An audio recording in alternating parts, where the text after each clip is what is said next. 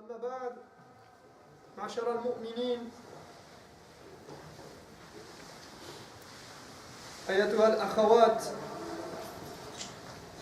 كلمة الذرية كلمة تكررت في القرآن كثيرا.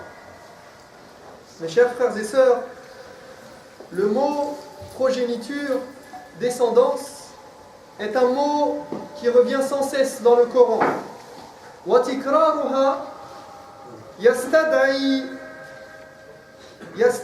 لفت انتباه القارئ للقرآن إلى هذا المعنى. Cette répétition doit attirer l'attention de celui qui lit le Coran. وغالبا حينما نتكلم عن أولادنا وبناتنا يذهب الذهن إلى معنى محدد وقاصر في نظري. Bien souvent, lorsque nous parlons de nos enfants, de nos fils, de nos filles, la première chose qui nous vient à l'esprit, c'est quelque chose de très précis et de restreint même. وهو كيف أربيهم، كيف أوفر لهم المال، كيف أوفر لهم الأمن، كيف أعلمهم، كيف أؤدبهم، وما إلى ذلك من هذه المعاني. Donc la première chose qui nous vient à l'esprit lorsqu'on évoque nos enfants, c'est comment je dois les élever, les éduquer, faire qu'ils n'aient besoin de rien, qu'ils se sentent en sécurité, comment faire pour qu'ils étudient, pour qu'ils apprennent l'arabe, pour qu'ils apprennent le Coran, pour qu'ils soient bien éduqués, pour qu'ils se comportent bien en société. وهذا معنى صحيح ومعنى فطري. Et il n'y a pas de mal à cela. C'est tout à fait naturel d'avoir à l'esprit ces idées. C'est naturel de ressentir cette responsabilité vis-à-vis de nos enfants. وكثير من نصوص الشرع يدل على ذلك على هذا المعنى النبي. D'ailleurs, de nombreux textes de la religion mettent en avant cette idée de responsabilité, de devoir d'éducation. Ya ayyuhalladhina amanu qu anfusakum wa ahlikum nara. Oh, vous qui croyez, protégez, préservez vous-même et vos familles, et votre famille et vos enfants, du feu de l'enfer, dont les gens serviront de combustible. Allimu awladakum as-salah. Éduquez et enseignez à vos enfants la prière dès l'âge de 7 ans.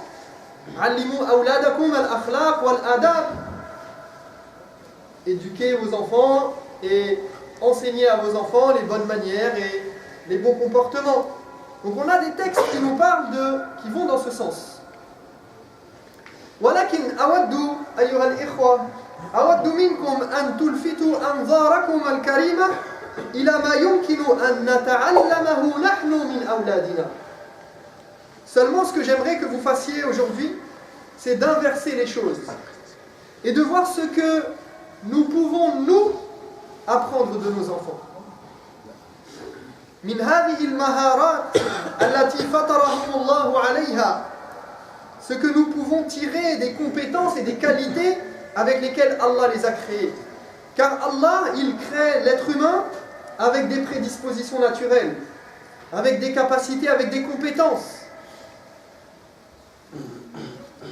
مما يزيد الإنسان تعجبا في كمال خلق الله. Et qui font qu'on ne peut que s'émerveiller davantage devant la perfection de la création d'Allah subhanahu wa ta'ala.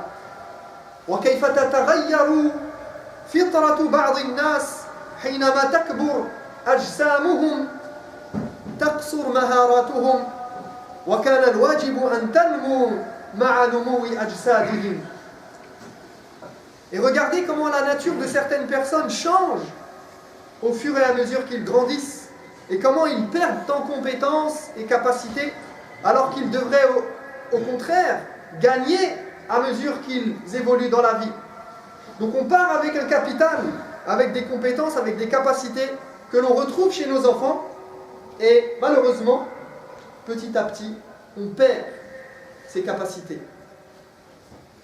وإليكم هذا الموقف الذي حصل بين أب وولده. Je vais vous citer une petite anecdote qui s'est produite entre un père et son fils. رأى ولده يمسك بتفاحتين فقال لولده اعطني واحدة منهما فالولد بسرعة أخذ قضمة من الأولى ومن الثانية. Donc le père voit son fils avec une pomme dans chaque main. Donc il a 2 pommes avec lui. Et il lui dit, est-ce que tu peux m'en donner une?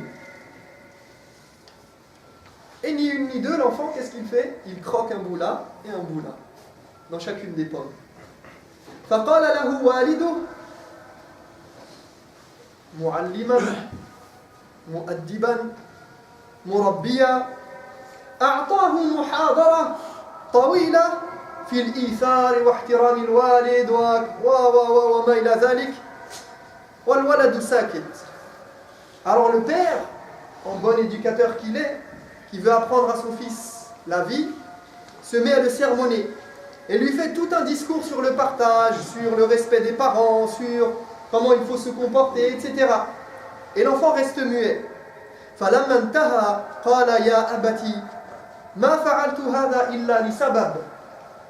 Après avoir terminé d'écouter son père, il lui dit, tu sais papa, si j'ai fait ça, c'était pour quelque chose, c'était pour une raison. قال كنت أنظر أيهما ألذ وأفضل وأطعم لأعطيها إياك. Il lui dit, je voulais voir laquelle des deux était la meilleure et la plus goûteuse pour te la donner. قال الوالد فكان درسا لي من ولدي تعلمت منه معنى الإيثار. Et le père raconte, il dit ce jour-là, j'ai pris une bonne leçon de la part de mon fils, qui m'a appris ce que voulait dire l'altruisme et le partage. Ce jour-là, j'ai compris que, en fait, mon enfant, il avait voulu non seulement partager avec moi, mais me donner le meilleur de ce qu'il avait entre les mains.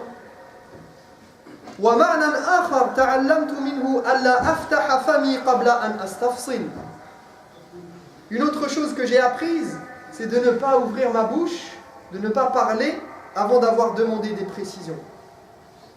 لا أحاضر الناس وأربيهم وأعلمهم قبل أن أسأل ولا أحكم على الناس قبل أن أسأل وأستفصل. Et il dit, j'ai appris aussi à ne pas faire de leçons aux autres tant que je n'ai pas demandé et de ne pas juger tant que je ne sais pas et que je ne suis pas sûr. هذا الوالد تعلم من ولده وهناك أشياء كثيرة يمكننا أن نتعلمها من أولادنا. Ce père, ce jour-là, eh bien, il a appris de son fils quelque chose d'important. Et il y a tant de choses que nous pouvons apprendre de nos enfants. فمن أعظم المهارات التي يمتاز بها الأطفال أن الأطفال لهم أهداف ولا يعوقهم شيء عن تحقيق أهدافهم. Une des principales compétences qui animent les enfants et qui les caractérise, c'est cette capacité à se donner des objectifs et à chercher à les concrétiser par tous les moyens. Rien ne peut les empêcher d'atteindre leur but. حينما يكون للولد هدف يود أن يحصل عليه يبدأ هذا الطفل بفعل كل ما يمكن للوصول إلى هدفه الذي يريد.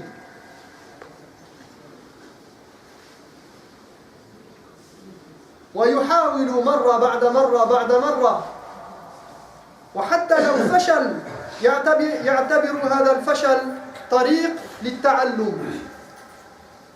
Lorsque l'enfant a une idée en tête, un objectif à concrétiser, qu'il veut obtenir quelque chose, il fait tout pour y arriver. Il persévère, tentative après tentative. Et même s'il échoue, il prend cet échec comme une leçon. Donc il n'a pas peur d'échouer, il n'a pas peur de l'échec et il n'abandonne jamais.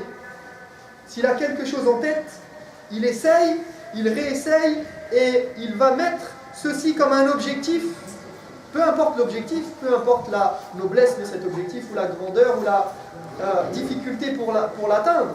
Mais c'est un objectif qu'il a mis devant ses yeux et qu'il cherche à atteindre. Et il va faire tout ce qui est en son pouvoir pour y arriver. Et on a beau même essayer de l'en dissuader, une fois qu'il est convaincu, et même si c'est à court terme, eh bien, il va faire tout ce qui est en son pouvoir pour y arriver. أقول قولي هذا وأستغفر الله لي ولكم فاستغفروه إنه هو الغفور الرحيم. الحمد لله رب العالمين والعاقبة للمتقين ولا عدوان إلا على الظالمين وأشهد أن لا إله إلا الله وحده لا شريك له وأشهد أن محمدا عبده ورسوله صلى الله عليه وسلم.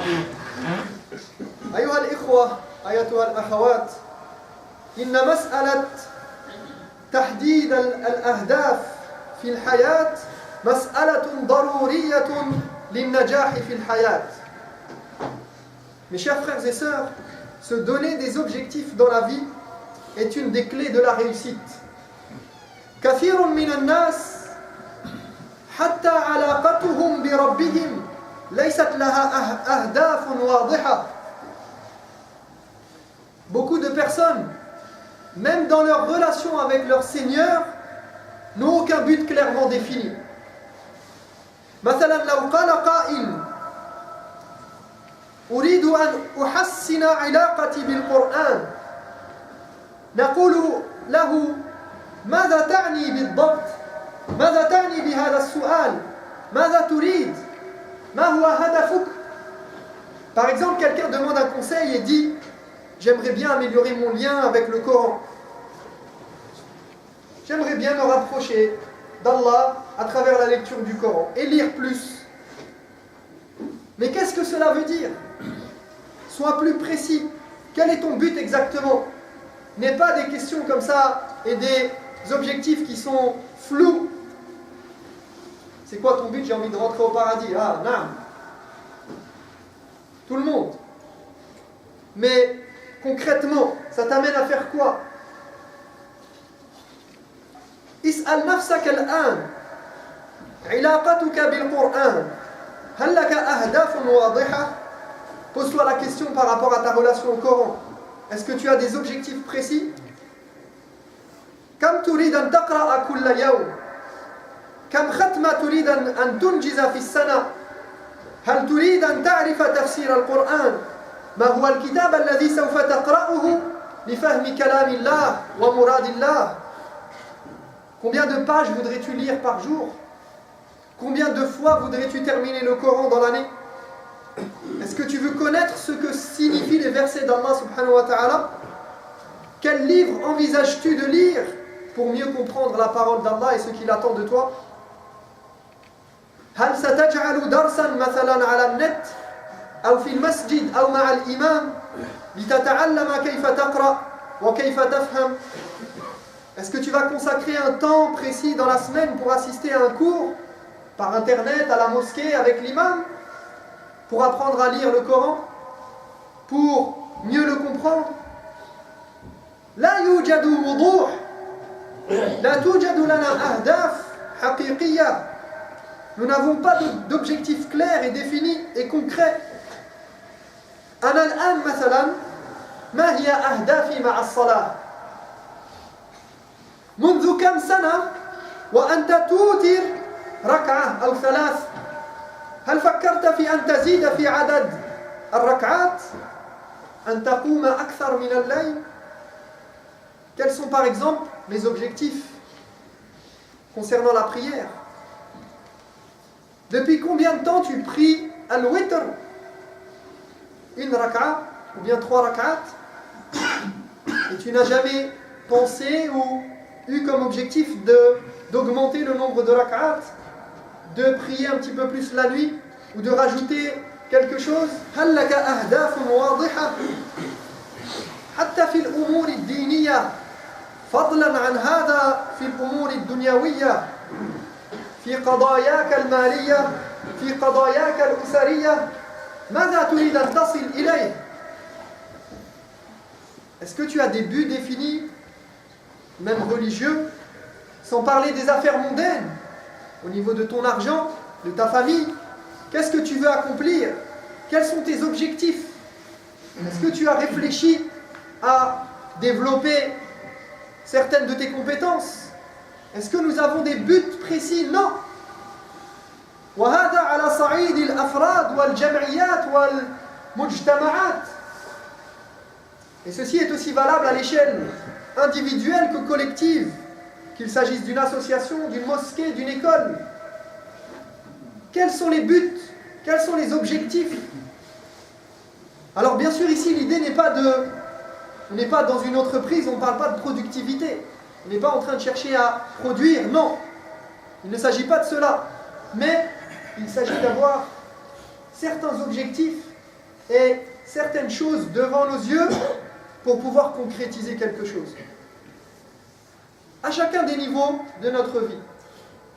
Et dans notre relation avec notre Seigneur. Parce que beaucoup d'entre nous, nous nous réveillons 10 ans, 20 ans, 30 ans après.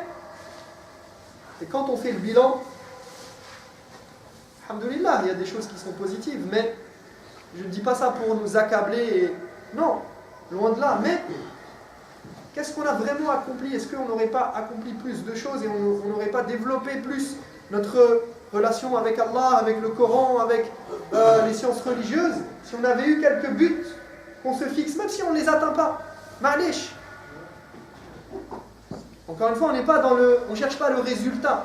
Mais, malgré tout, on cherche à se développer, à s'améliorer. On a par exemple dans la communauté des gens qui construisent, par exemple, qui ont un projet, qui construisent une mosquée, un centre islamique. Et tu arrives dans cette belle mosquée ou ce bel édifice de 1000 mètres carrés, de 3 étages, 4 étages, et tu leur demandes qu'est-ce que vous avez prévu de faire? On n'a pas encore réfléchi. On ne sait pas. C'est pas normal. Nous tous.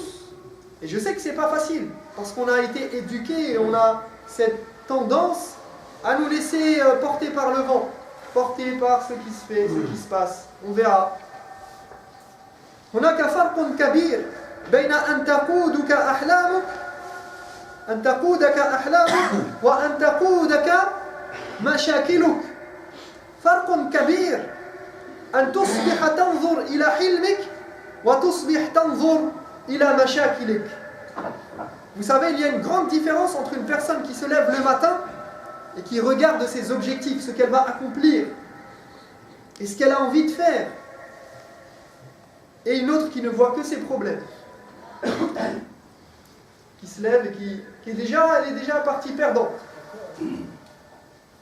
هناك فرق كبير بين الأمرين، بين أن تكون لك أهداف واضحة في الحياة وتكون هكذا كما يقال على باب الله واقف تنتظر فتذهب بك الريح يمنة ويسرة ولا يوجد لك أهداف واضحة تريد أن تحققها في حياتك. Il y a une différence entre avoir des objectifs clairs dans la vie et le fait de se laisser guider, errer, suivre la mode et le vent, attendant que les choses viennent, sans savoir où on va et sans but à concrétiser. Donc ici simplement, je voulais mettre en avant cette idée que l'on retrouve chez l'enfant, et il y a هناك مهارات كثيرة يمكننا أن نتعلمها من أولادنا ودروسا كثيرة، لكن أريد اليوم فقط أن أركز على هذا المعنى، وهو وضع أهداف واضحة في حياتنا. وأرجئ الكلام في هذه المهارات إلى خطبة قادمة إن شاء الله تعالى. فنسأل الله تبارك وتعالى أن يهدينا لما يحب ويرضى. Je vais juste focaliser aujourd'hui sur ce point-là, d'avoir des buts et de se mettre des buts et d'essayer d'avoir des buts précis dans notre vie, autant dans notre relation avec notre Seigneur que dans nos affaires mondaines. D'avoir, même si c'est des choses simples, et sans se mettre la pression non plus pour se dire j'ai des buts et j'arrive jamais à concrétiser, non. Mais à faire les choses qui sont en notre pouvoir et essayer d'avancer, essayer de se dire tiens, dans 1 an, dans 10 ans, qu'est-ce que je veux avoir accompli? Ça, c'est une bonne chose à travailler, même si on ne l'a pas toujours en nous et que ce n'est pas forcément évident pour tout le monde de faire ça. Et, Qaddarallah, je voulais parler de ce sujet et un frère, dans la semaine, m'a suggéré quelque chose, et il assiste parfois à la Jumu'ah avec nous, et il parlait des projets de mosquées et tout. Et il m'a dit, mais je ne comprends pas, on devrait dire aux gens, il m'a suggéré de mettre ça dans la tête des croyants et des fidèles qui participent, qui viennent assister à la Jumu'ah, de se dire que, regardez, on n'a toujours rien, on n'a pas de salle, on a cette petite salle, mais c'est toujours précaire, et toujours trop petit, et la promiscuité fait qu'on n'arrive pas à mettre tout le monde, et on n'est pas du tout à l'aise, loin de là. Et il m'a dit, normalement, chacun devrait se dire, bon, lui il veut faire carrément la mosquée payante, on ne va pas arriver jusqu'à là, mais il me dit, chacun devrait avoir un objectif de se dire, ce vendredi-là, je viens avec 10 € en poche, c'est pour la mosquée. Tout le monde boit un café, 2, 3, 4 dans la journée, va manger des sandwichs dans la semaine. 10 € c'est rien du tout. Il y a des gens qui dépensent ça dans la cigarette par jour. Il m'a dit beaucoup dans la communauté, ils dépensent leur argent comme ça. 10 € c'est rien. Si chacun se met en tête que ce mois-là, par exemple, je vais donner 10 € à la mosquée. Cette semaine-là, ce vendredi-là, je viens, parce que parfois on vient à la mosquée, on est venu les poches vides, pas par mauvaise intention, c'est parce qu'on est venu comme ça pour assister, on est plus concentré sur la Jumu'ah, mais on n'a pas un but précis. Mais si chacun se dit, je viens, ce mois-là, je vais donner 10 €. Cette année-là, je réserve 100 € pour la mosquée. Alors, Inch'Allah, les choses vont évoluer et changer. اللهم تب علينا إنك أنت التواب الرحيم. اللهم اغفر لنا ما قدمنا وما أخرنا وما أنت أعلم به منا. اللهم اشف مرضانا ومرضى المسلمين. اللهم ارفع البلاء عن المسلمين في كل مكان. اللهم ارفع البلاء عن المسلمين في كل مكان. اللهم اغفر للمؤمنين والمؤمنات الأحياء منهم والأموات إنك سميع قريب مجيب الدعوات. اللهم صل على محمد وعلى آل محمد كما صليت على إبراهيم وعلى آل إبراهيم في العالمين إنك حميد مجيد. عباد الله إن الله يأمر بالعدل والإحسان وإيتاء ذي القربى وينهى عن الفحشاء والمنكر والبغي يعظكم لعلكم تذكرون.